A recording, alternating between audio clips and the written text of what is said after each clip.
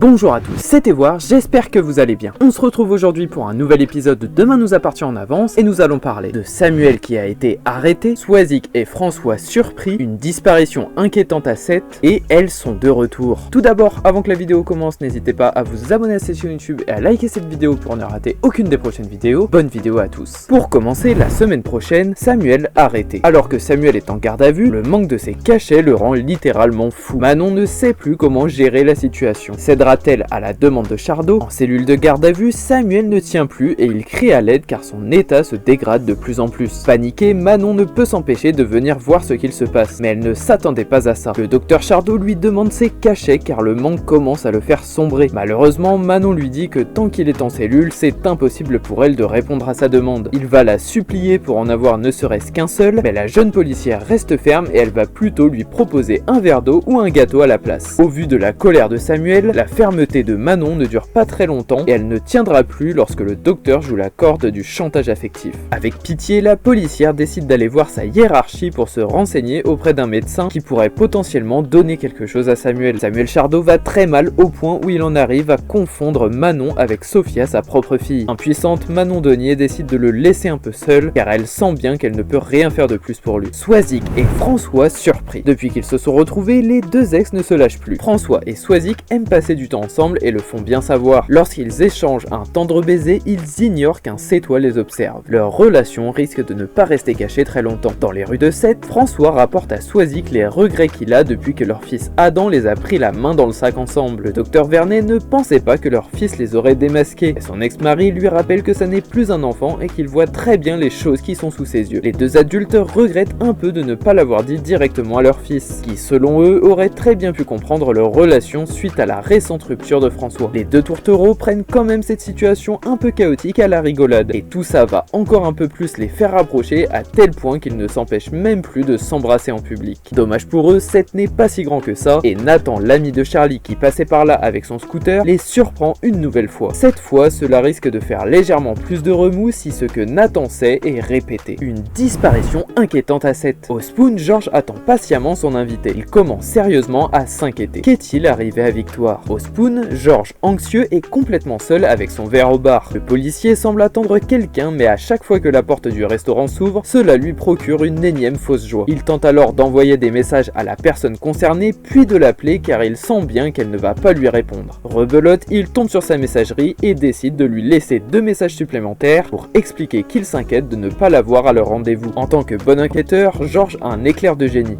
Et il décide d'appeler directement à l'hôpital Saint-Clair pour demander à parler à Victoire Lazare. Sa stratégie fonctionne car le policier réussit à obtenir des informations cruciales sur l'emploi du temps de son amie Victoire. Il sait désormais qu'elle a quitté l'hôpital il y a plusieurs heures, ce qui est très mauvais signe selon lui. Il va alors partir à la rescousse de Victoire qui est très probablement en danger quelque part. Enfin, la semaine prochaine, elles sont de retour. La famille Perrault est enfin réunie. Camille est libre à la condition de porter un bracelet électronique. Cette histoire d'effondrement est presque enfin derrière elle. Un nouveau quotidien s'impose à elle. Chez Raphaël Perrault, Maud et son grand-père viennent tout juste de préparer un bon repas. Il semble être fait pour accueillir des invités de taille, quand la jeune femme entend la porte d'entrée s'ouvrir. Elle va alors s'empresser de courir dans le couloir et retrouver avec beaucoup de joie sa sœur Camille et sa mère qui reviennent tout droit de la prison. La famille est très soulagée et ils partent fêter les retrouvailles dans le salon où une belle table les attend. Martin Constant, qui fait désormais partie de la famille, décide même d'ouvrir une bouteille de champagne pour célébrer le retour de Camille. Malgré les quelques contraintes de vie qui attendent Camille, on peut clairement apercevoir un sourire sur ses lèvres, ce que l'on n'avait pas vu depuis très longtemps. Cette vidéo est déjà terminée, j'espère sincèrement qu'elle vous aura plu. Je vous le rappelle, n'hésitez pas à vous abonner à cette chaîne YouTube et à activer la cloche pour ne rien louper. C'était Evoir, merci à tous, passez une très belle journée.